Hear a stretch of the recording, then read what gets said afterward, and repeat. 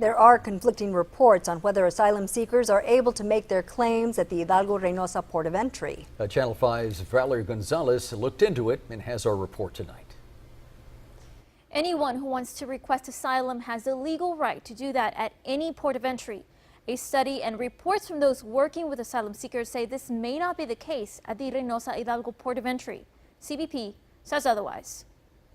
The last time Jody Goodwin helped an asylum seeker come through the Hidalgo port of entry was in September. I received a call from the shelter in Reynosa that there was a young boy that had been shot twice and needed medical care, and that he and his father both had attempted to apply for asylum multiple times and had been rejected.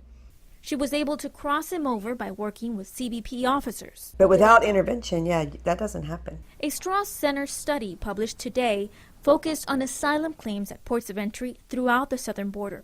There are policies in place that stand between an asylum seeker. On the U.S. side, there's a metering process. That's when CBP processes claims according to space in their facility. In Mexico, immigration officers also stop them at ports of entry. We witnessed this process in August with a family of 4. The port of entry they choose makes a difference in how long they'll wait. In Bronzeville, up to 6 a day are processed. The wait is up to 8 weeks.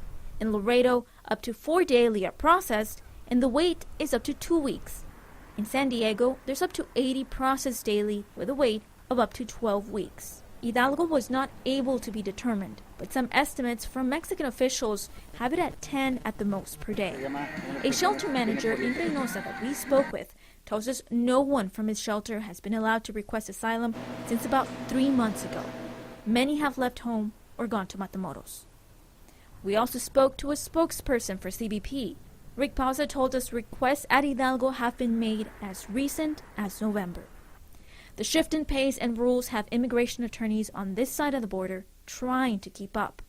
You mean changing the rules in the middle of the game? Yeah, it's difficult. Goodwin is used to the normal complications of working asylum cases. Now, there's a new list that adds to that challenge. You can't get your claim in. You can't, get a credible fear interview. Sometimes it's difficult to even make sure that immigration will accept your notice of appearance as an attorney of record because they won't answer their emails, or their fax machine doesn't work, or no one answers their phone. CBP is working to keep up with claims.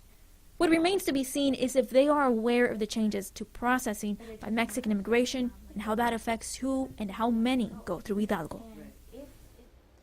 Goodwin suggests an increase of asylum officers deployed at the ports of entry and an addition of immigration judges and staff would facilitate a deportation or temporary release order. In anticipation of the caravan, CBP officers were deployed to Tijuana ports of entry. Some were from the Valley's region. CBP Rick Bausa tells us the staffing at Valley ports of entry remains unaffected by that reallocation of resources. In the studio, Valerie Gonzalez, Channel 5 News at 6.